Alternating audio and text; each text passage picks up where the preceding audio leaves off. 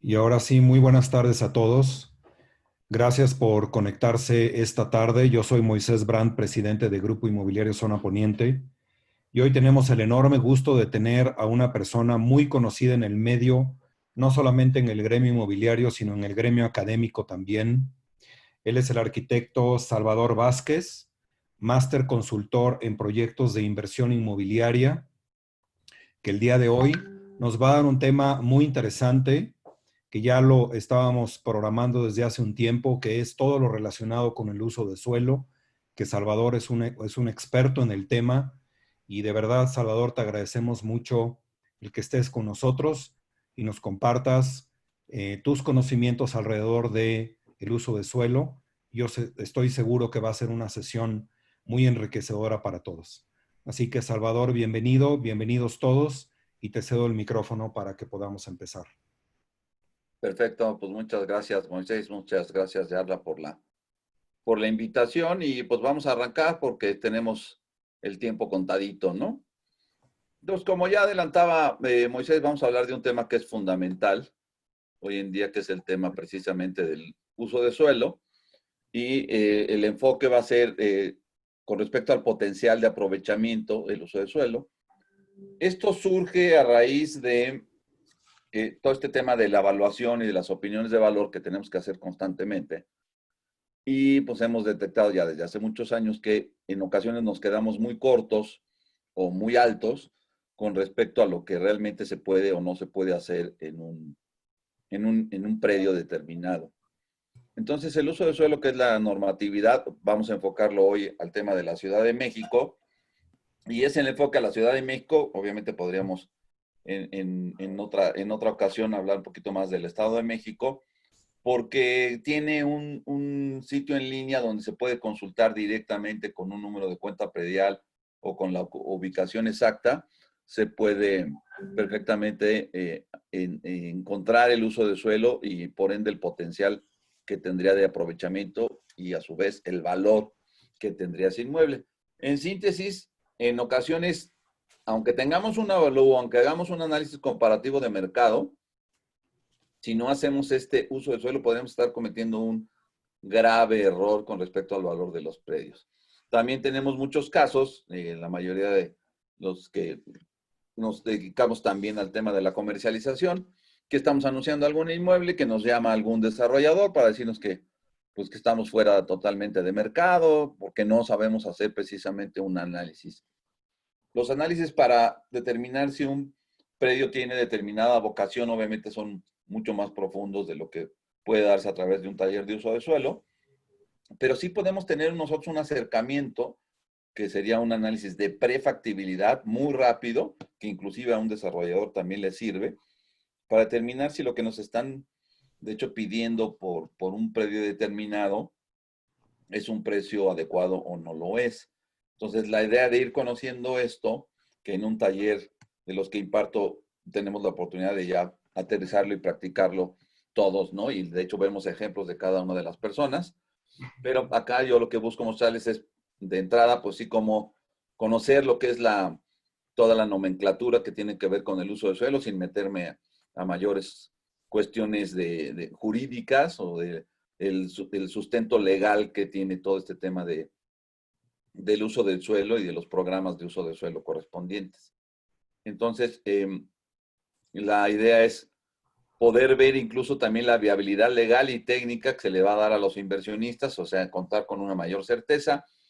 Y hoy en día además es algo que es mucho más importante, nunca ha dejado de serlo, pero ahora más, porque a raíz de este nuevo gobierno que se detuvieron bastante todas las inversiones, se empezó a revisar, de hecho, todos los programas y muchos permisos, se clausuraron cualquier cantidad de obras, porque, bueno, también yo siempre digo que no hay un culpable de un solo lado que sea el gobierno, sino también de nuestro lado. A veces estamos siempre teniendo en mente esta premisa de que más vale pedir perdón que pedir permiso, y la verdad es que eso genera un caos en la ciudad, y mientras no nos toque a nosotros juntos, si yo voy a construir, de hecho, en otra colonia, pues no tengo empacho en brincarme absolutamente todas las reglas con tal de maximizar nuestras inversiones, y ahí sí Yo siempre hablo mucho de generar conciencia que pues va en detrimento de todos y la ciudad va teniendo cada vez todo este caos que se genera en la ciudad y todo este desastre y tenemos además, bueno, inundaciones porque se presiona mucho el suelo. Acuérdense que estamos sobre un lago son cosas que desafortunadamente no consideramos. Por eso hablamos aquí también de una viabilidad técnica. Y cuando hablamos de uso de suelo más a fondo, también cuando rentamos algún inmueble, que no checamos que los clientes cuenten con un certificado único de zonificación de uso de suelo y rentamos y luego resulta que les están clausurando también porque no tenían los permisos correspondientes, ¿no? La ley es muy clara, o sea, que tú tengas un predio y toda la cuadra esté llena de oficinas, en principio a ti no te da ningún derecho a menos que exista un procedimiento jurídico para que tú digas, ah, pues es que el de junto construyó 6 niveles y a mí me dicen que eran más 4, yo me voy a aventar 6, pues no. De hecho, la ley en ese sentido tiene el derecho de decir, pues ahora demueles los pisos, ¿no?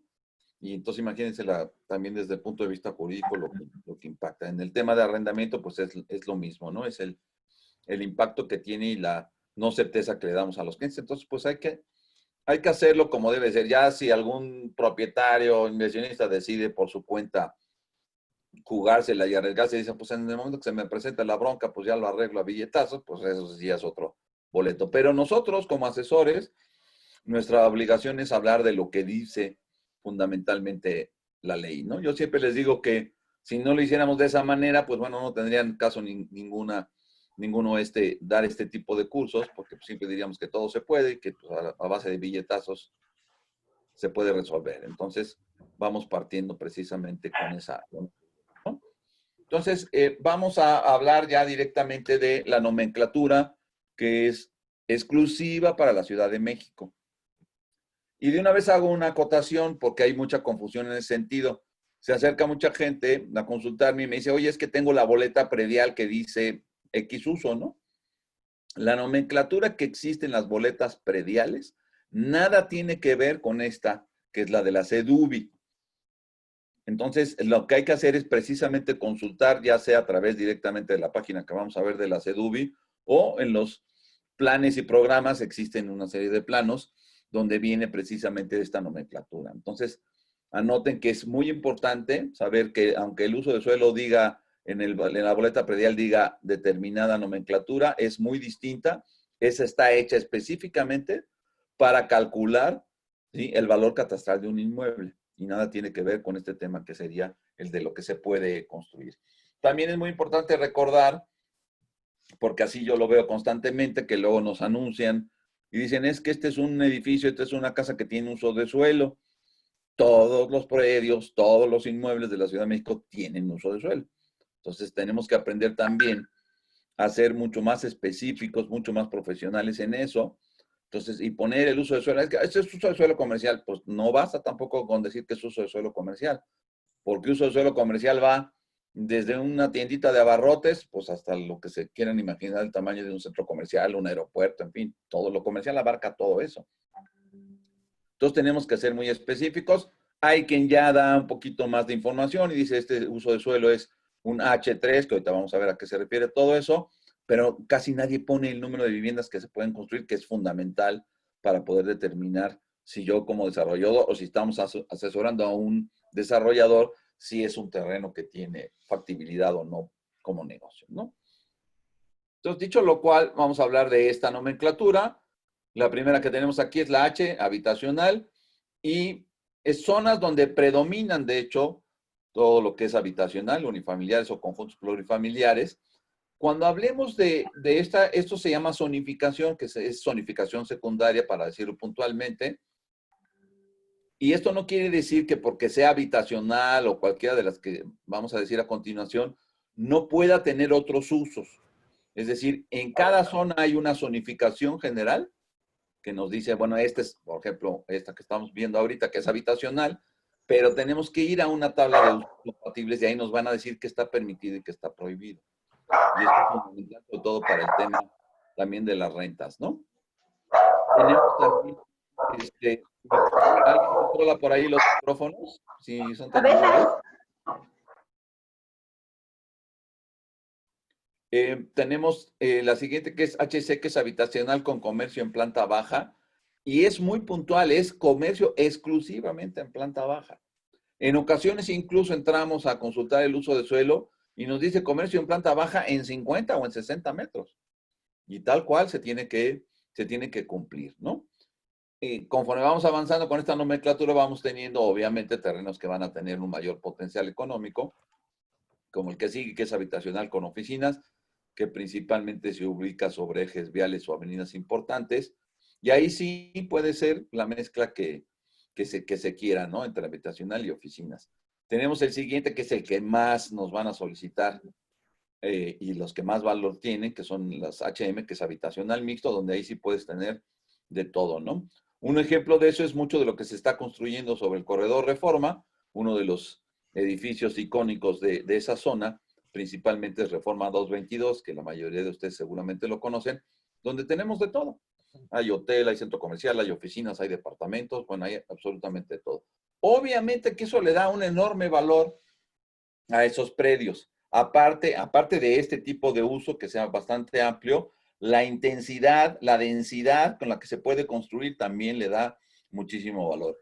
El caso es en Reforma, por ejemplo, todo el corredor Reforma principalmente desde Chapultepec, de donde están estos 4 rascacielos ahora juntos, hasta más allá de Insurgentes, ya un poquito más allá de Insurgentes, pues ahí tenemos de los predios más caros, y no es que los más caros por lo menos de la ciudad, ¿no?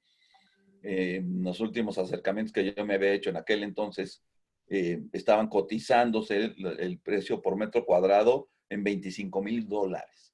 Y obviamente tiene una correlación con lo que se puede construir. Si yo puedo construir 55 pisos o 50, que es lo que se han construido estas 4 torres de ahí, pues obviamente que el valor que tiene el predio va a ir por ese lado. Entonces tiene que ver mucho, insisto, con el tema de lo que se puede construir en cuanto al uso, en cuanto a la vocación del terreno, ¿sí? Y en cuanto a la intensidad y densidad de lo que se va a poder desarrollar ahí. ¿Correcto? Tenemos estos otros que son centro de barrio, que también ahí si nos vamos a las tablas de uso de suelo, en estos pues no se podrá tener habitación, no se podrá tener vivienda, son principalmente comercios, servicios básicos, mercados, centros de salud, etcétera.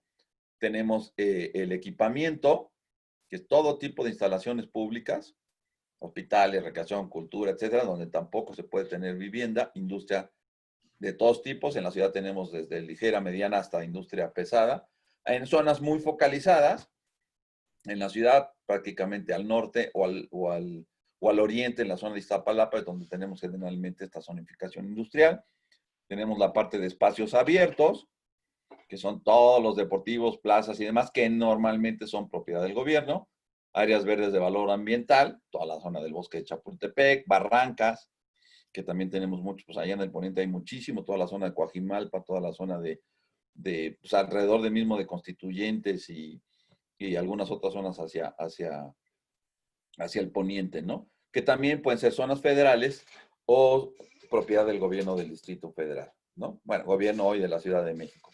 Tenemos también las que son consideradas de rescate ecológico. También tenemos suelo ya de conservación, que son zonas de rescate ecológica, áreas intermedias entre urbanizadas y boscosas.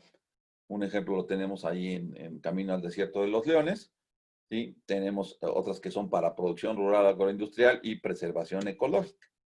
Y fíjense algo que es muy significativo con esta que es la zonificación para comunidades rurales, que a mucha gente le llama la atención porque dicen, bueno, pues ¿cómo zonificación rural en la Ciudad de México? Pues, que déjenme comentarles que más del 50% de la superficie de la ciudad, ¿sí? Es zona rural.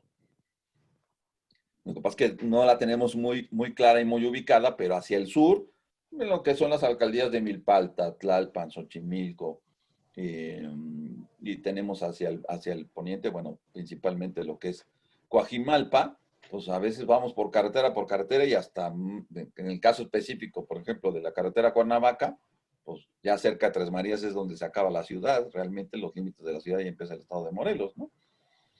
Entonces es muy importante que nosotros sepamos, sobre todo porque en estas zonas, Coajimalpa, esta parte de la carretera libre a Cuernavaca, que hay muchos terrenos, hay muchos desarrollos habitacionales en esta zona del sur, que es donde yo me muevo, pues está Tlalpuente, que es un fraccionamiento que se hizo de muy altísimo valor, finalmente son terrenos muy grandes.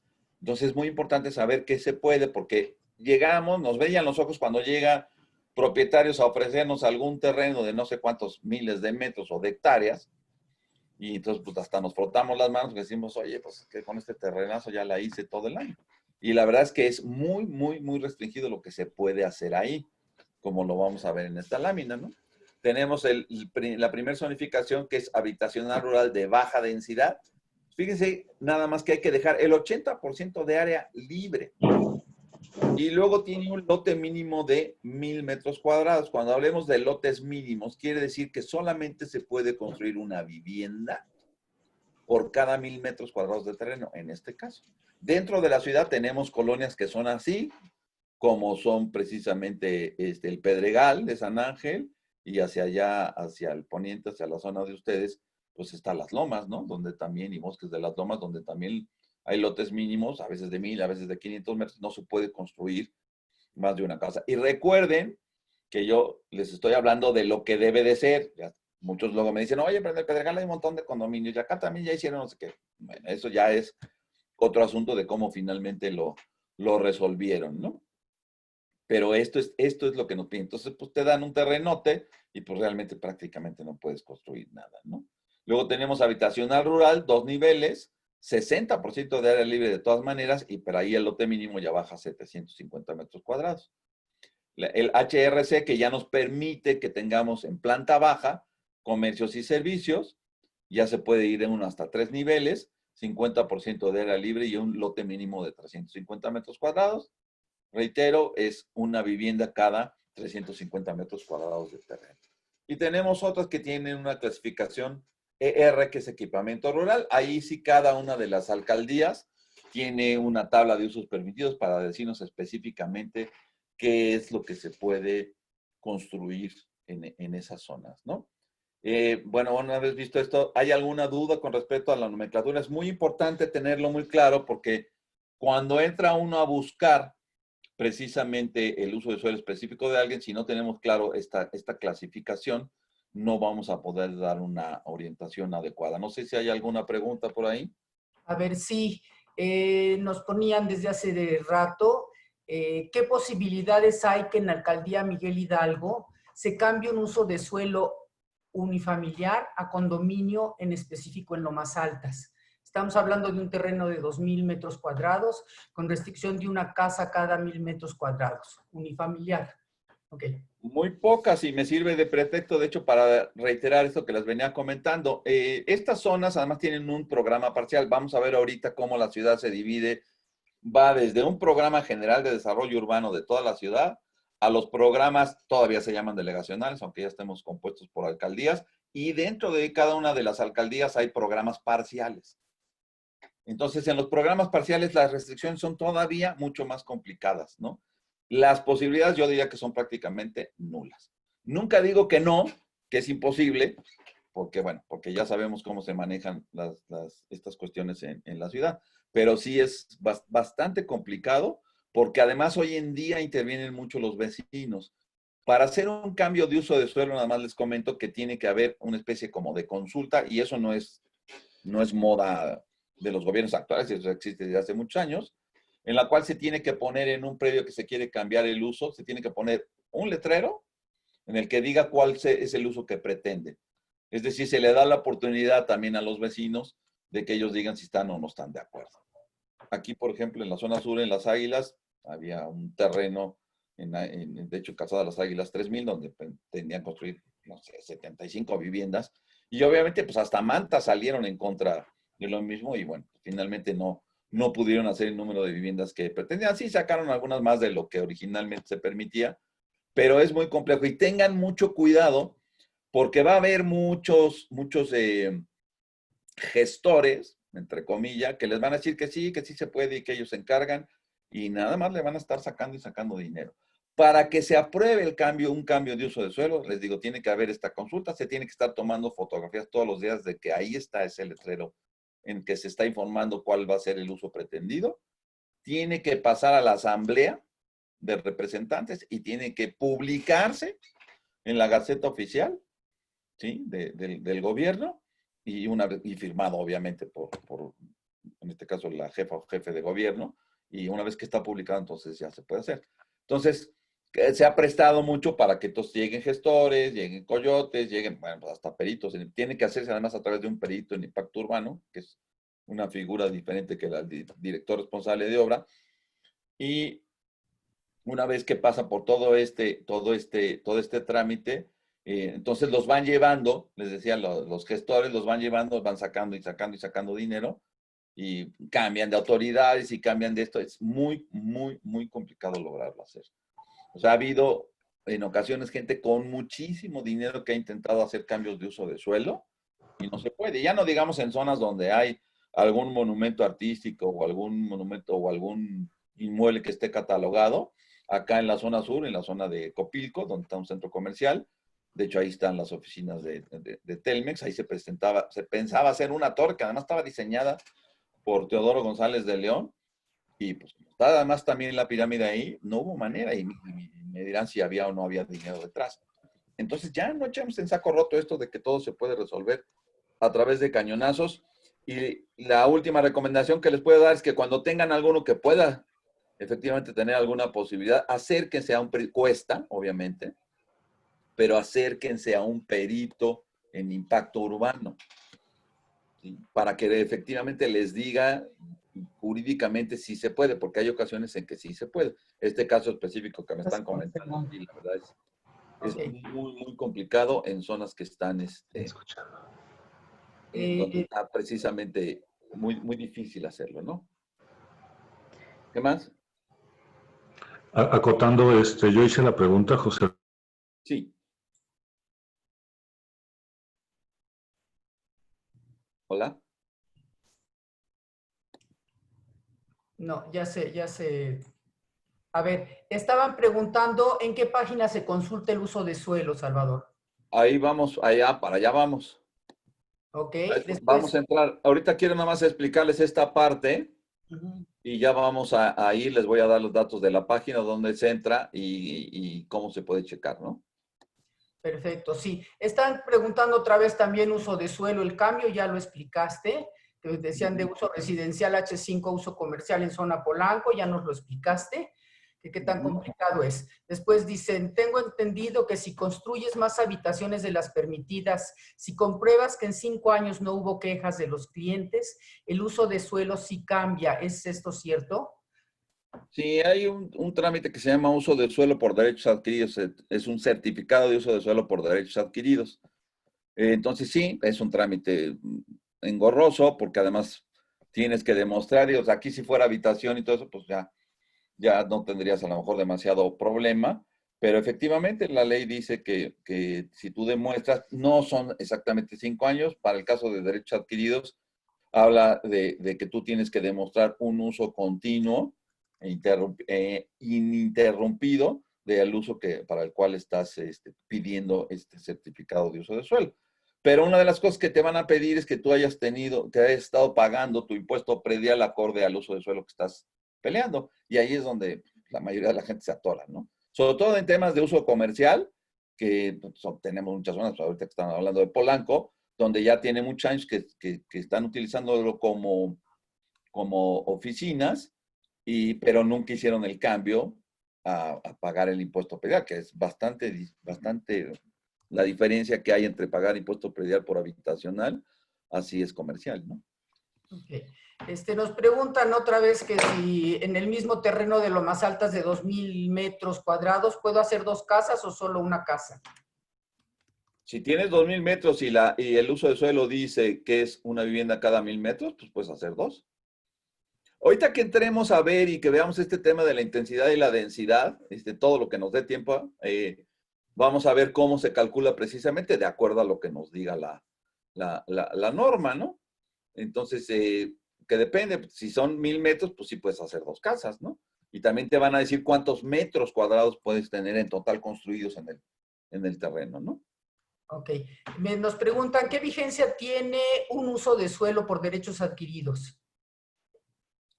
El uso de suelo por derechos adquiridos es permanente, pero va a ser para un uso específico. Es decir, si vamos a suponer que ustedes tengan una casa en donde tengas oficinas, a lo mejor en planta baja y consultorios arriba, y el uso es ese, consultorios y oficinas. Oye, ¿qué hora lo quiero hacer? Tienda de, no sé, una boutique o laboratorios. No. Tengo un certificado de uso de suelo, que sí es permanente, pero para ese uso en específico. Ok. Después dice, ¿cuánto tiempo tiene que haber pagado el predial de uso comercial? Les decía que ahí tienes que demostrar el uso ininterrumpido. Entonces tú vas a decir, oye, pues yo tenía 15 años, pues te tiene que demostrar que los 15 años pagaste. Te van a pedir también algunos documentos adicionales, como es decir, las personas a las que yo les renté teníamos un contrato. En unas épocas los contratos se tenían que registrar en la tesorería. Teníamos un contrato, tenían dados de alta en el seguro social a sus empleados, en fin. Hay una serie de documentos que nos van a pedir para poder avalar esos derechos adquiridos. O sea, no es un tiempo específico, sino según el tiempo que tú quieras o puedas o tengas que demostrar que has estado utilizando ese predio, ¿no? Nos preguntan de Lomas Altas, ¿se permite una vivienda por cada 650 metros? 1000 Pues metros. habría que calcular sobre eso. O sea, si tienes 2,000 metros, divides entre 650 y te va a dar el número de viviendas. A ver, otra pregunta. ¿Es en un edificio con uso de suelo para oficinas por derechos adquiridos y con certificado puede también ser habitacional? Hay que ver. Es que cada caso hay que analizarlo. Y muchas veces los derechos adquiridos se pelean sobre todo cuando hay un cambio. Es decir, puede ser que haya una zona que tenía permitido, a lo mejor sí, estas oficinas. Sí, digo que no tenía permitido oficinas, que era habitacional y que después cambió y estaba más restringido. Entonces sí se puede pelear, pero habría que ver cada caso, ¿no? Qué es lo que estamos queriendo nosotros pelear, ¿no? Por eso les insisto que ya cuando sea muy a detalle, pues sí hay que verlo con un perito en impacto urbano, ¿no? A ver, yo creo que seguimos y después más Así es, preguntas. Va. así es. Yo de que quedamos que íbamos a hacer preguntas y seguimos ahora. Bueno, seguimos entonces con esto, que es, este es un ejemplo. Vamos a hablar de estos dos cuestiones que son fundamentales para poder hacer estos cálculos que estábamos hablando de uso del suelo y de el potencial que tiene un terreno, que son dos, que es el coeficiente de ocupación del suelo, área del terreno que puede ser ocupado o techado en planta baja, y el CUSCO es el coeficiente de utilización del suelo, que es la superficie máxima de construcción permitida a nivel de banqueta. Entonces vamos a suponer que tenemos un uso de suelo que dice que es H340, ¿sí? Donde H es el uso predominante, 3 es el número de niveles y 40% es el área libre, ¿sí? Entonces, si yo tengo el 100% de un terreno y me dice que tengo que dejar el 40% de área libre, mi área de desplante, lo que puedo ocupar en planta baja, es precisamente un 60%, ¿no? Y lo que es el coeficiente de utilización del suelo me dice el número de niveles, que es la superficie máxima que puedo construir. Es decir, yo puedo ocupar 60% de la superficie de planta baja, lo multiplico por los 3 niveles que incluye planta baja y voy a obtener finalmente la cantidad máxima de metros que puedo obtener en ese terreno, ¿no? Es esta laminita, ¿no? Aparte de eso existe otra literal, ¿sí? Que se añade a esto que veíamos de H340, la cual nos va a decir el número de viviendas que se puede construir. Estaríamos hablando específicamente de los terrenos que tengan vocación exclusivamente habitacional, ¿sí? O habitacional o mixto, ¿no? Que estuvimos hablando, pero que se permitan viviendas, ¿no? Y con esta literal es con la que vamos nosotros a determinar finalmente cuántas viviendas se pueden construir y con eso, obviamente, ya sé cuántas viviendas, cuántos metros cuadrados máximo puedo construir y con eso ya puedo empezar a tener un anteproyecto y determinar cuánto valdría ese proyecto ya a la venta más adelante y qué porcentaje del total del negocio es lo que valdría el terreno, que ya tenemos aquí algunos parámetros que obviamente hoy en día con este tema de la pandemia han cambiado mucho y seguramente seguirán cambiando por el tema del riesgo, ¿no? Que la tasa de riesgo pues hoy en día es altísima, ¿no? ¿Correcto? Entonces, estas son las literales en las cuales nos van a decir precisamente esto. La A es de densidad alta, que es una vivienda cada 33 metros. La M, densidad media, una vivienda cada 50. La B, que es una densidad baja, una vivienda cada 100 metros cuadrados de terreno. La MB, que es muy baja. una vivienda cada 200 metros cuadrados de terreno. Tenemos la restringida, que es el caso de Lomas Altas y varias otras colonias, que puede ser una vivienda cada 500, cada 650, cada 750, cada 1000, según lo que indique cada uno de los programas respectivos. Y tenemos otro que es la Z, que es la zonificación, que es la que más nos pelean y más nos piden los desarrolladores, porque ahí nos van a decir, a diferencia de estas que nos dicen tantas viviendas por metro cuadrado, ahí nos van a decir, la vivienda mínima que puedes construir aquí es de 60 metros cuadrados. Entonces, ahí sí nos vamos con criterios comerciales y decir, pues en esta zona me convienen viviendas de 75 metros, puedo construir tantos metros en total y pues voy a hacer tantas viviendas. Entonces, ahí se hace un análisis comercial y es lo que indica el proyecto. Entonces, por eso esos terrenos son tan valiosos y están tan peleados, ¿no? Voy a entrar entonces al tema de dónde se checa el uso de suelo para que ustedes lo tengan bien claro. Y ahorita me regreso a la presentación. En un segundito.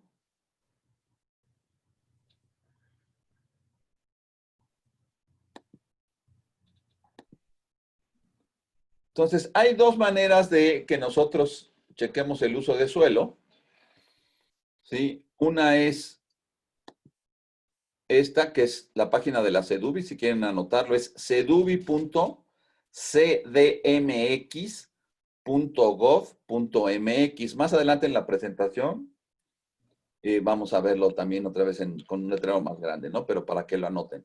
Entonces, una manera de entrar, llegamos a esta página, que es la que, ¿sí están viendo esta página de la CEDUBI o...? Sí, sí se ve. Salvador. Bueno, entonces en esta página nosotros tenemos dos maneras de entrar a buscar el uso. A través de esta que dice programas, que rápidamente nada más se las muestro, porque si no, no nos va a dar tiempo de entrar a la que es más sencillo buscarlo. Y aquí aparecen desde el programa general que les decía, programas parciales y programas delegacionales. Le dan clic en programas delegacionales y aquí dice descarga la publicación de los programas. ¿Por qué les muestro esto? Aunque lo mejor y lo más rápido es buscarlo a través de otro, porque a veces está muy saturado el sistema de búsqueda a través de la otra página y entonces pues no nos queda más que irnos hacia esta zona. ¿Qué les recomiendo? Que entren aquí y bajen ustedes los programas delegacionales y ya los tengan ahí, que son archivos en PDF. Entonces aquí vienen por delegaciones, aquí están.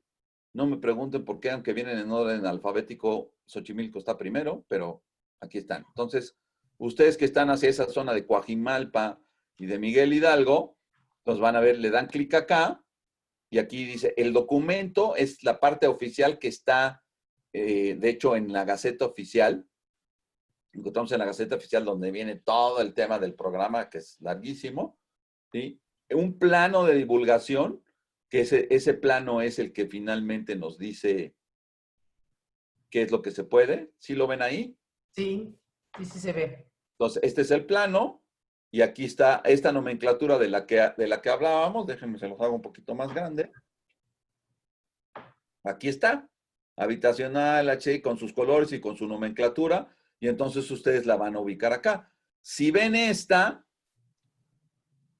por ejemplo, aquí dice H280, quiere decir que es habitacional 2 niveles y 80% de área libre. Y vean aquí cómo dice programa parcial Vista Hermosa. Ahorita les voy a decir dónde se busca. Entonces, por eso es que no aparece nada aquí, porque hay que irse específicamente a esos programas. Aquí está el programa parcial de Bosques de las Lomas, también que no dice nada, dice nada más que la fecha, ¿sí? Tenemos programa parcial, ustedes también tienen en Santa Fe, obviamente. Entonces, esta es la manera de ver lo que es el programa delegacional, ¿ok? Tenemos además los programas parciales, ¿ok? Entonces, acá nos vamos a regresar a esta parte y aquí dice programas parciales. Igual nos venimos acá abajo, dice descarga la publicación de los programas parciales, se van a la delegación correspondiente, pues aquí pues vamos a irnos a Miguel Hidalgo y aquí están, miren, Todo lo que hay en Miguel Hidalgo todos son estos los planes parciales. Bosque de las Lomas, aquí está Lomas Altas, Lomas de Besares, Lomas de Chapultepec, Polanco y zona patrimonial de Tacubaya. Entonces, en síntesis, los programas parciales están por encima de un programa delegacional. Y es decir, ahí sí tiene mucho que ver los vecinos, ahí sí, pues la pregunta expresa que me hacían es mucho más complicado que en ninguna otra zona pretender hacer un cambio de uso de suelo. Muy, muy complicado, y les digo que nada más es una sangría, le sacan una cantidad de dinero sin poderles dar absolutamente ninguna garantía, porque pues se vuelven temas realmente políticos, ¿no? Entonces, estas son las formas de que entren y pueden buscar. La otra, que es la que vamos a ver ahorita más a detalle, es acá, se van a esto que dice Ciudad de MX, ¿sí lo ven? Sí, sí se ve.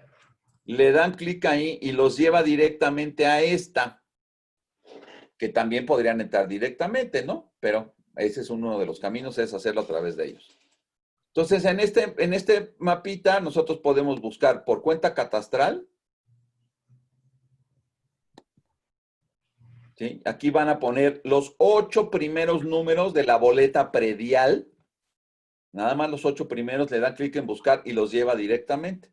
Si no tienen el número de cuenta catastral, se van a ir por domicilio.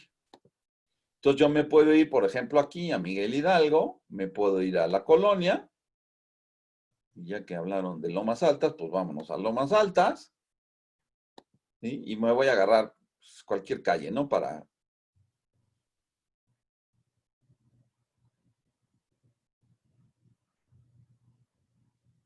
Cerrada de Loma Nevada, por decir algo, ¿no? Número de calle, a veces no les van a aparecer todos los números de calle, lo que pueden hacer es irse al más cercano o por lo menos irse a la calle, aquí le voy a dar en este número 15, y si ven ya me aparece ahí el predio. ¿Lo ven todos? Sí, sí se ve. Bueno, entonces ya que estoy aquí, aquí en una letra pequeñitita dice normatividad del uso de suelo, le damos clic ahí y ya me lleva a este otro. ¿Ok? Entonces dice, espérenme, que no sé, que ese creo que sí no lo están viendo. Espérenme. ¿Ahí lo ven? Sí, ya salió. Ok. Entonces aquí es donde ya específicamente nos dice, miren, por ejemplo, aquí está el número de cuenta catastral, que es el que tiene aquí, que es el que, si quisiéramos y tuviéramos la boleta predial, es con el que vamos a hacer la consulta sin tener que hacer todo esto que yo hice ahorita, lo hacen a través de esto, ¿no? Y aquí nos dice que tiene 407 metros y aquí está el uso de suelo. Y esta es la zonificación. Entonces es habitacional 3 niveles, ¿sí? La altura es 9 metros. Cuando son programas parciales, en la mayoría de ellos, en lugar de decirnos número de pisos, nos dice número de niveles. Y entonces ahí nos tenemos que remitir al reglamento de construcción porque el reglamento de construcción nos va a decir cuánto es lo mínimo que debemos de tener entre un piso y el otro. Que 9 metros pues, normalmente nos va a llevar a 3 niveles, ¿no? La densidad es, no sé quién decía que 650 metros, en este caso dice que es una vivienda cada 1000 metros. Aquí está. Que de hecho creo que es lo que comentaba en principio alguien más. Ahora, la superficie máxima de construcción y el número de viviendas permitidas no aparece aquí porque este es un programa parcial. ¿Se acuerdan que les comenté y que lo vimos en el planito de la Miguel Hidalgo? ¿Sí? Que en este caso aparecía en un color cafecito y sin nada de información porque es un programa parcial. Entonces, habría que irse directamente al programa parcial para, en este caso, ¿sí? Hacer, checar qué es lo que se puede y qué es lo que nos van a dejar. Adicionalmente, les decía que tenemos zonificación habitacional, pero aquí dice ver tabla de uso. Le dan clic en tabla de uso y en Lomas Altas no se puede hacer prácticamente nada. Que es esta última columna, déjenme, se las muestro porque seguramente no se está viendo ahí. ¿Ya la ven ahí? Sí. Usos del suelo permitidos, habitacional unifamiliar, y la columna que importa es esta última. Entonces aquí dice usos permitidos, solamente vivienda, embajadas, jardines y parques. Vámonos, todo lo demás está prohibido. Entonces, se pongan de pestañas, me pidan lo que me pidan. Estas son de las zonas que les digo que son muy, muy complicadas. Y yo de entrada les digo, ni lo intenten, nada más les van a sacar dinero, ¿no? ¿Ok? Bueno, me regreso. Entonces, ahorita rápidamente a este tema de ¿Cuánto tiempo me queda? 20 minutos. Bueno. Entonces, nosotros una vez que detectamos ese uso de suelo, el siguiente paso, ¿sí? Obviamente este tema de verificar el uso de suelo, interpretarlo y interpretar a través de los programas parciales no nos da tiempo en esta pequeña charla de abordarlo, pero con todo gusto al final les voy a poner mis datos, pues podríamos pactar y hacer algo ya mucho más a detalle, ¿no? Entonces vamos a suponer, como ejemplo, que tenemos un terreno de 1000 metros. Entonces les voy a enseñar cómo se va a calcular esta superficie y el número de viviendas. Tomo aquí, es un terreno X, ¿no? No existe como tal, y es un uso de suelo H340. Y aquí le voy a poner un asterisco porque voy a ir cambiando, de hecho, la densidad permitida para que entendamos cómo se calcula esto. Entonces, lo siguiente es calcular, les decía, el COS, que es coeficiente de ocupación del suelo. Y lo siguiente es calcular a partir de ahí el CUS, que es coeficiente de utilización del suelo. Coeficiente de utilización del suelo que también lo entendemos como intensidad. O sea, es qué tanto puedo construir en número de veces el terreno, ¿no? Entonces, si yo tengo un H340, quiere decir que tengo que dejar el 40% de área libre. ¿Ok? ¿Qué es esto de aquí? Entonces, aquí lo hago muy gráfico. No tiene que ser todo el área libre atrás, ¿no? Pueden ser cubos de iluminación, etcétera, pero aquí es por una cuestión de hacerlo muy gráfico. Y si a 1000 metros le resto el 40%, que son 400 metros, me va a quedar un COS, coeficiente de ocupación del suelo, ¿sí? De 600 metros cuadrados. Es decir, lo máximo que puedo ocupar son 600 metros cuadrados de este terreno de 1000. Y luego con eso voy a multiplicar los 600 metros cuadrados por el número de niveles, que son 3. Entonces son 600 metros cuadrados por 3 niveles, son 1800 metros cuadrados. Esto es lo máximo que puedo construir en este terreno. Son 1800 metros cuadrados. Si lo viéramos como un cálculo de intensidad, que en el Estado de México se hace así, más que como estamos viendo aquí, sería 1800 metros entre 1000, sería 1.8 veces la superficie del terreno, ¿no? ¿Correcto? Ahora, esto es 1800 metros cuadrados construidos del nivel de banqueta hacia arriba, que es el nivel de desplante. Lo que se construya abajo del nivel de banqueta no entra en esta superficie de 1800 metros. ¿Correcto? Entonces yo puedo construir sótanos, de estacionamientos, puedo tener bodegas. Lo que no puedo construir en los sótanos es zonas habitables, aunque en algunos casos lo hacen y se lo brincan y le dejan ahí unos patios, etcétera. Pero la ley en principio dice que no se puede construir nada habitable. Es decir, por eso vamos a ver que donde hay amenities, pues lo que está abajo pues son bodegas y estacionamientos, ¿no? Pero ahí pues ya lo que me impediría, de hecho, construir más hacia abajo, pues sería más bien costos de construcción, ¿no? En ciertas zonas, ¿no? Ahora, estos 1800 metros incluye todo, si fuera, ahorita que lo estamos analizando como un proyecto de vivienda, incluye todas las áreas privativas y las áreas comunes. Entonces, aunque nos va a dar un número de viviendas, que ahorita lo vamos a ver, hay que descontarle finalmente para hacer el cálculo del proyecto esa parte, ¿no? Si yo tuviera una densidad A, que ya comentamos que es una densidad alta, de hecho de las más altas que hay en la ciudad, ¿sí? Entonces ya el CUS y el COS es el mismo. Y yo, para obtener el número de viviendas, voy a dividir la superficie total del terreno. Ojo, bien importante, es toda la superficie del terreno, sin descontarle el área libre, o sea, los 1000 metros, que ahí es donde luego, sobre todo cuando hacemos los exámenes de certificación o el tema del técnico superior universitario de Ceneval, y se pide mucho estos cálculos, me están dividiendo luego, pues no más esto que está aquí en amarillo, ya le quitaron los 400 metros, no, se toma toda la superficie del terreno y la norma nos dice que es una vivienda cada 33 metros cuadrados de terreno. Entonces divido los 1000 metros cuadrados entre 33, me van a quedar 30 viviendas. En números redondos, si yo puedo construir 1,800 metros y puedo hacer 30 viviendas, ¿sí? Pues cada vivienda me quedaría más o menos de 60 metros cuadrados vivienda de cada una. Pero ya les decía, eso incluye la parte indivisa de construcción, que serían todas las áreas comunes. Por experiencia yo les puedo decir que nos vamos a llevar entre un 10 y un 15% de la superficie total construida en pasillos, en elevadores, en escaleras, estacionamiento, en fin, todo este tipo de cuestiones que son comunes, y más ahora con los amenities, a lo mejor hasta más nos llevamos. Entonces las viviendas no nos quedarían de 60 metros. Correcto, nos quedarían viviendas de mucho menos en efectivo. Yo le calculo un 15% de área, que es la que nos quedaría como áreas comunes, de acuerdo a mi experiencia, nos quedarían viviendas aproximadamente de 50 metros, si quisiéramos las 30 viviendas.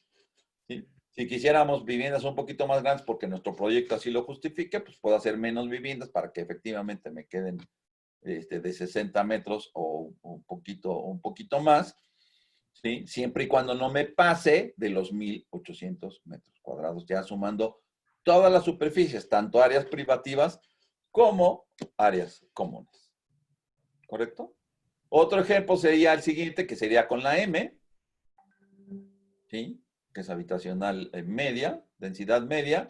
Entonces, ese dividimos entre 50, que es lo que nos dice la norma, y aplica lo mismo. 1,000 metros cuadrados entre 50 viviendas, pues nos da 20. Entre 50 metros por vivienda, 50 metros de terreno nos da 20 viviendas. Y aplica lo mismo, tendríamos en números redondos 20 viviendas.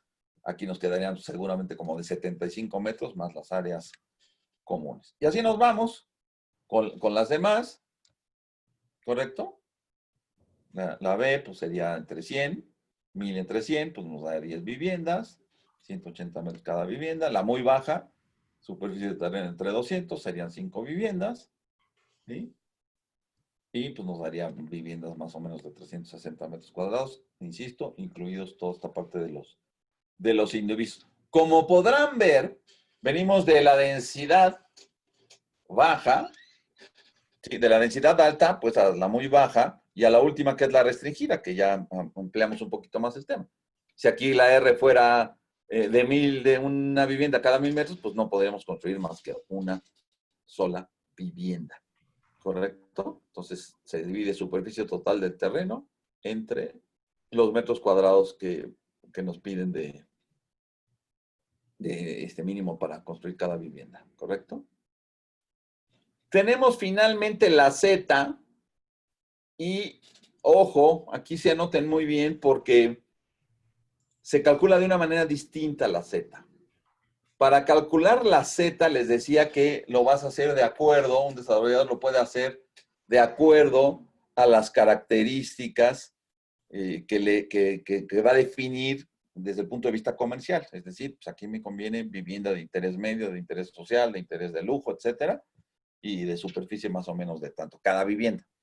Entonces acá la Z está, de hecho, ahorita que entramos, de hecho, a los programas delegacionales, existe un texto que es el que está publicado en la Gaceta Oficial, donde nos dice cuánto es lo mínimo que debe tener la vivienda en las determinadas colonias o en general en toda la delegación o alcaldía.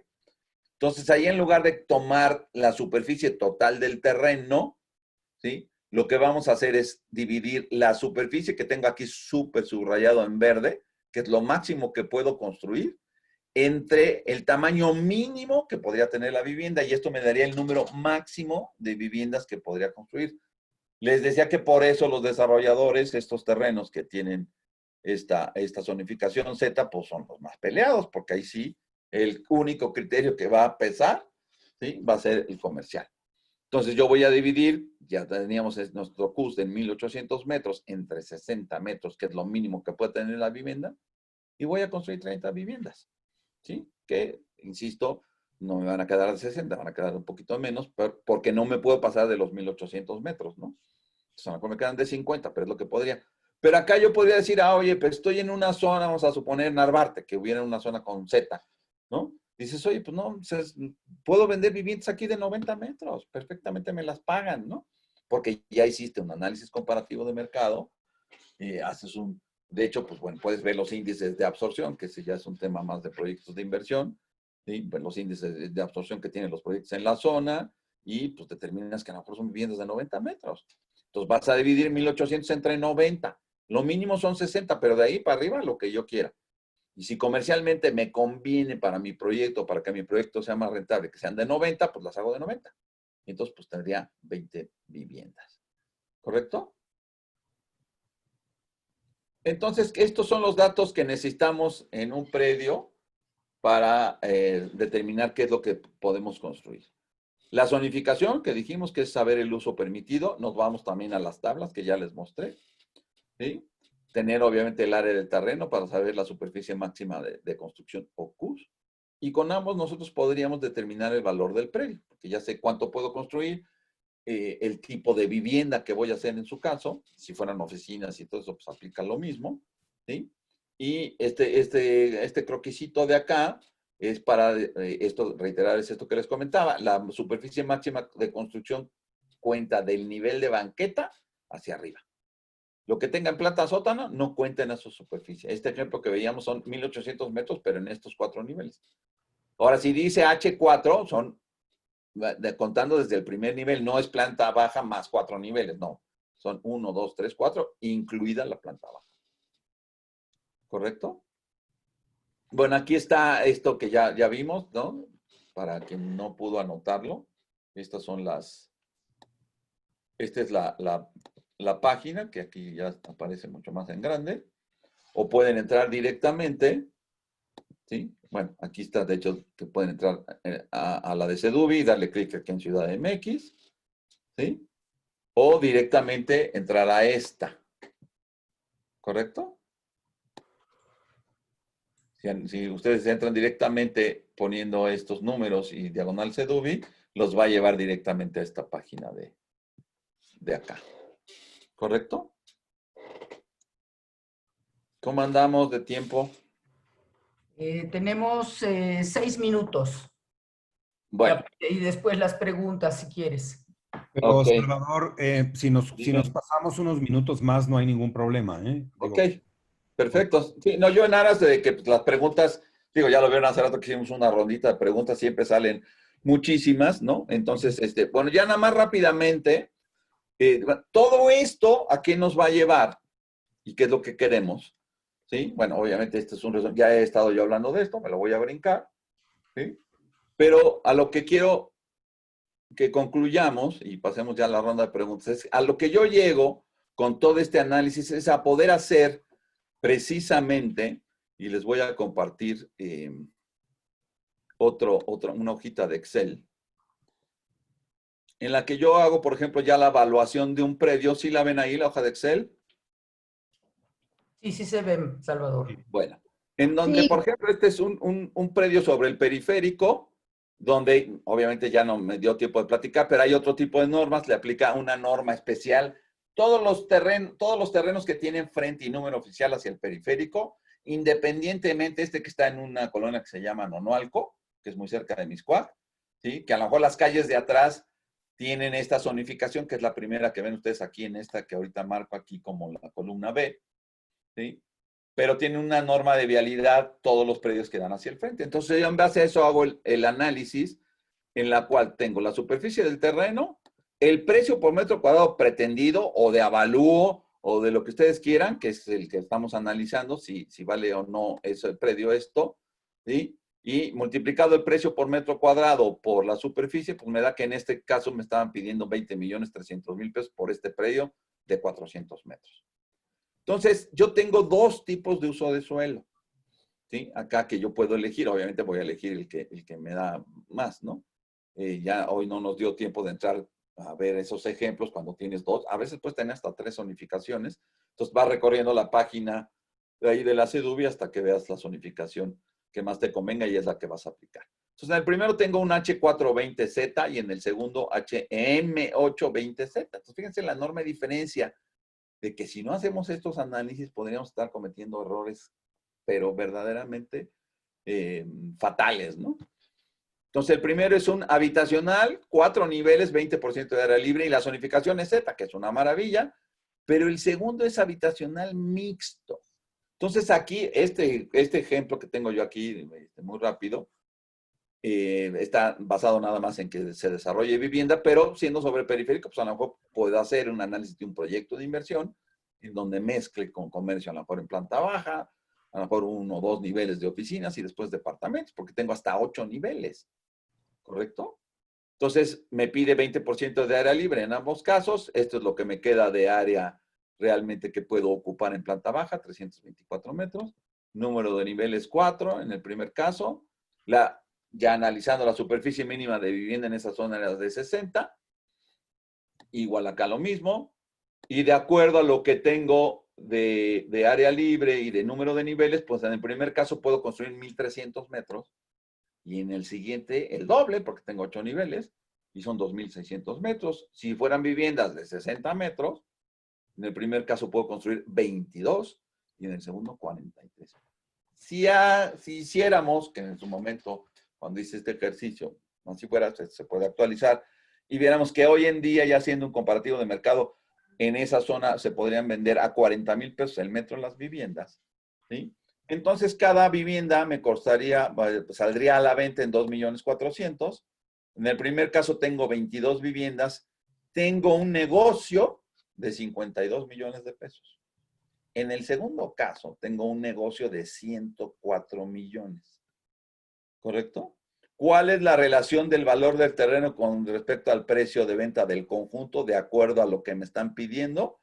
Pues en este caso, si me están pidiendo 20 millones, ¿sí? Y yo tengo un negocio de 52, pues el terreno casi vale el 40% a lo que me están pidiendo, lo cual pues está fuera de toda realidad, ¿no? Si yo tuviera nada más esta zonificación, obviamente ahorita vamos a ver entonces cuánto es lo que yo ofrecería. Si tengo la siguiente, pues entonces sí, porque ya el terreno ya representa nada más un poquito menos del 20%. Entonces, si yo tuviera, ya sabemos que en general, el primer análisis de prefactibilidad que haríamos sería decir, pues un terreno debe de valer entre el 15 y el 20%, también dependiendo del tipo de vivienda, la zona, la oferta y la demanda. Este es un acercamiento primario, ¿sí? Ya tendríamos que hacer otro tipo de análisis, como son tasa interna de retorno y valor de presente neto, para determinar si es negocio realmente, ¿no? Pero considerando 20% del negocio, si yo nada más pudiera tener esta zonificación, la primera, que eran nada más 22 viviendas, entonces el terreno, lo máximo que debería yo de pagar por el terreno son 10 millones. Si considero que yo nada más, porque ahorita el riesgo es muy alto, por eso les digo que aquí ya intervienen otra serie de cuestiones muy puntuales para hacer este análisis. No, ¿sabes qué? Que ahorita yo no le entro, un inversionista dice, yo no le entro si no me cuesta el 10% y a lo mejor ahí lo tengo de tierra de reserva, porque insisto que el riesgo ahorita es muy alto. Entonces sería el 15% del negocio. Entonces este terreno para mí no vale más de 7 millones, casi 7,800,000 pesos. Y eso es lo que ofrecería. Ahora, si tengo esta otra, donde ya tengo más posibilidades, esta otra zonificación, si es el 20%, pues puedo pagar pues prácticamente lo que me están pidiendo, ¿sí ven? Me piden 20,300,000 y según mi análisis podría yo pagar hasta 20,787,000, que sería el 20% del negocio, y considerando un 15% del negocio serían 15,600,000. Es decir, mi margen de negociación posiblemente estaría aquí en épocas normales que no haya pandemia, obviamente, ¿no? ¿Correcto?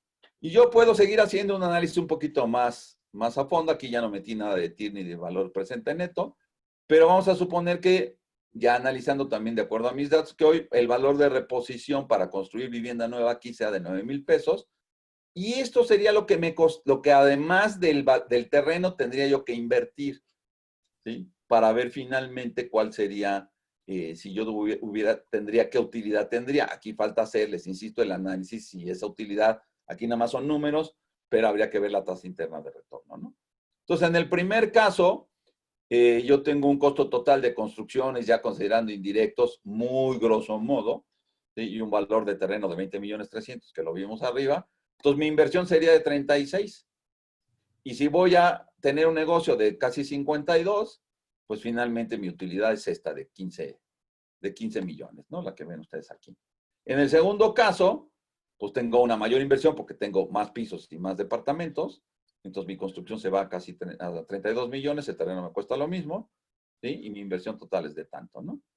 Entonces, pues con esto yo diría, bueno, pues sí voy a tener finalmente una ganancia de 51 millones, pensemos en un proyecto a 24 o 36 meses, pero obviamente habría que complementarlo, que también es muy rápido hacerlo, con un análisis de valor presente neto y una tasa interna de retorno, en la cual ya ponemos cuál es la tasa que un inversionista mínimo desearía, que se llama TREMA, que es la tasa de rendimiento mínima aceptable, que pues, ahorita yo calculo que andan en un 25%. Entonces, seguramente este primero, que aunque tenga una utilidad a largo plazo, pero acuérdense que aquí no está considerando el valor del dinero en el tiempo, por eso hay que traerlo a valores actuales. Sí, seguramente esta no pasa, pero ni de falta. Y la segunda, pues habría que ver. ¿Sí? Ya después, insisto, es un acercamiento, es un análisis de prefactibilidad. Después, obviamente, tendríamos que hacer flujos ya de los 36 meses, cuánto dinero entra, a partir de qué momento empiezo a construir la obra, a partir de qué mes empiezo a vender departamentos, etcétera, ya es otro boleto, ¿no? Pero para empezar a negociar y para empezar a ver todo esto, este es un análisis que nos acerca mucho a la realidad, ¿no? Y podemos hacerlo pues, para otro tipo de productos también a través de conocer el uso de suelo, ¿no? ¿Correcto? Yo cortaría ya ahí mi presentación en aras del tiempo y mejor le damos paso a las preguntas, si les parece. Sí, cómo no. A ver, del tema anterior, que si puedes repetir el perito con el que debe uno hacer los trámites de cambio de uso de suelo, por favor. Perito en impacto urbano. Y si son proyectos muy grandes, incluso se necesita también ver el tema de ecológico también y de vialidad. O sea, va a haber tienen que hacerse estudios de impacto vial y ecológico. Okay. Pero se puede ver todo eso con el perito en desarrollo urbano, que es el que nos diría realmente las posibilidades que tenemos de hacer algún cambio, ¿sí? Y aquí no estoy considerando en esto, en una parte que es muy importante. El uso del suelo me dice que puedo hacer todo esto, pero a la hora que yo voy a tramitar ante la delegación, alcaldías hoy, me van a decir que, pues, que no hay agua en la zona y que en lugar de 20 viviendas, que es lo que me decía el uso del suelo que puedo hacer, pues me dan 15 o me dan 10, que es bastante común. Entonces, pues obviamente que me cambia radicalmente mi proyecto, ¿no? Por eso es que muchos desarrolladores cuando están interesados en un pedido se acercan con nosotros, ¿sí? O si estás representando al desarrollador, te acercas y pues, haces una carta de intención, pero le vas a decir, te hago una oferta, te dejo una X cantidad de dinero, pero dame 3 meses. Dame 3 meses, ¿por qué? Porque entonces me voy a acercar a la autoridad para ver realmente cómo está el tema de las factibilidades, ¿no? Correcto, pero sí háganlo a través de un perito en desarrollo urbano. Siguiente. En una casa en Polanco tiene el uso de suelo habitacional, pero el dueño me dice que tienen el permiso de aviso para el funcionamiento de establecimientos mercantiles y lo quiere rentar como oficina. ¿Se puede? Habría que verlo, es que cada caso hay que analizarlo. Para que un negocio funcione, el trámite que se hace es una declaración de apertura. Dependiendo del tipo de negocio, puede ser que necesiten ya aparte una licencia de funcionamiento. Si lo tiene, pues nada más habría que analizar el alcance del permiso que tiene. Porque son permisos luego muy específicos. Perfecto. Otra. ¿Qué se hace cuando en SEDUVE dice un metraje, por ejemplo, 316 metros, y en la escritura dice 450? Hay que hacer un trámite en la SEDUBI para que se haga un deslinde oficial, que se puede hacer también a través de estos peritos que les comento, y que se cambie, porque ahí sí radicalmente te puede cambiar el proyecto, porque ya teniendo más metros, pues a lo mejor te da más viviendas, ¿no? Y es más negocio, ¿no? Ok. ¿Hay alguna página de SEDUVI para checar usos de suelo en el Estado de México? No, como esta, no. Ahí se entra la Secretaría ¿qué se llama? Desarrollo Urbano y Obras y Desarrollo Urbano, me parece, la del Estado de México. Y ahí son planos, o sea, sí hay planos por fraccionamientos, por cada uno de los municipios, ¿sí? Pero hay que irse específicamente a ese plano. La nomenclatura es distinta. De hecho, por ejemplo, las viviendas se calculan por habitantes por hectárea, es distinto. Entonces, por eso les decía que pues es un poquito tema diferente, pero no existe una página tan transparente como la que hay en la Ciudad de México, donde pues, ya de entrada puedes ver con casi una certeza del 100%. Digo, la única certeza es tramitar el certificado. O sea, ahí sí se lo recomiendo. Tú puedes encontrar, pero si ya quieres ir adelante con un proyecto, hay que tramitar el certificado único de zonificación de uso de suelo, en el caso de la ciudad. Y El ese lo Estado haces, de México, perdón, pero yo siempre les digo que es otro país. ¿y ese lo haces presencialmente o lo puedes hacer en línea? En el caso de la Ciudad de México, el trámite del certificado se puede hacer en línea, ¿eh? No, el de Estado de México. Hay algunos casos en los que no, dependiendo de si el predio viene de fusiones, entonces no va a tener que ser presencial. Pero ya se pueden tramitar certificados digitales a través de la página de la CEDU en Ciudad de México. Pero oye, ¿en el Estado de México?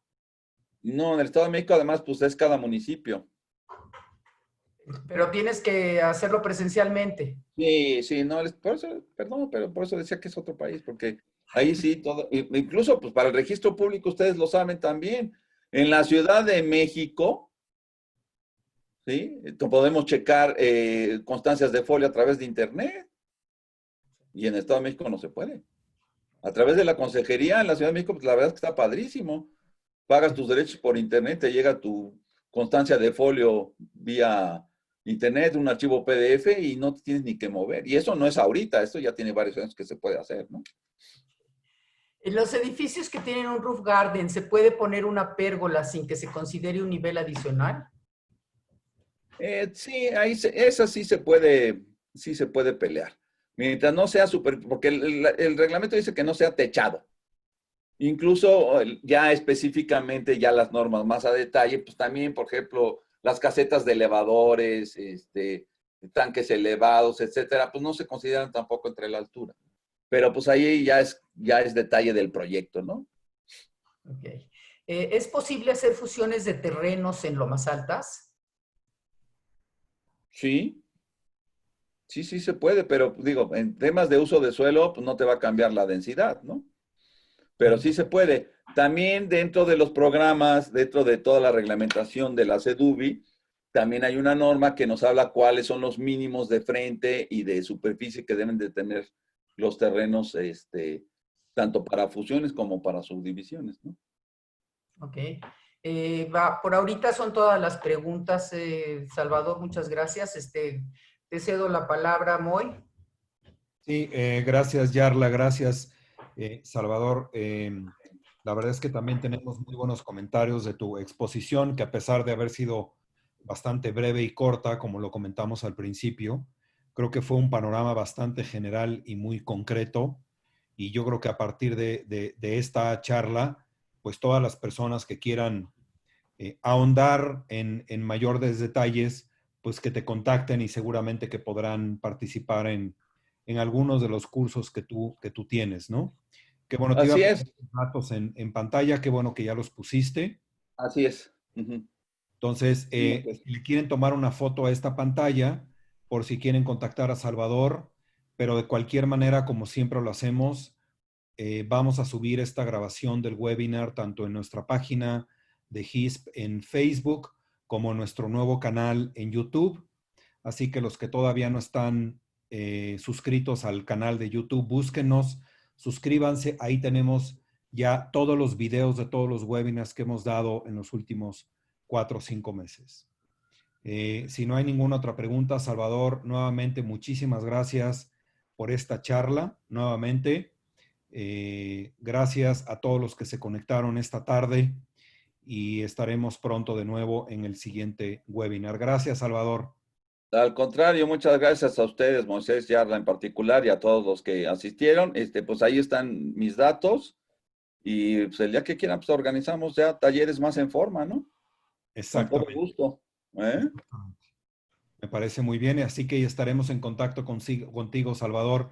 Muchas Lo que se gracias. les ofrezca y otras pláticas también con todo gusto los puedo apoyar, Moisés. Muchísimas gracias. Gracias, Yarla, por tu apoyo. Gracias a todos, que tengan buena noche y sigamos cuidándonos, por favor. Hasta la Claro que sí. próxima. Gracias. Hasta luego.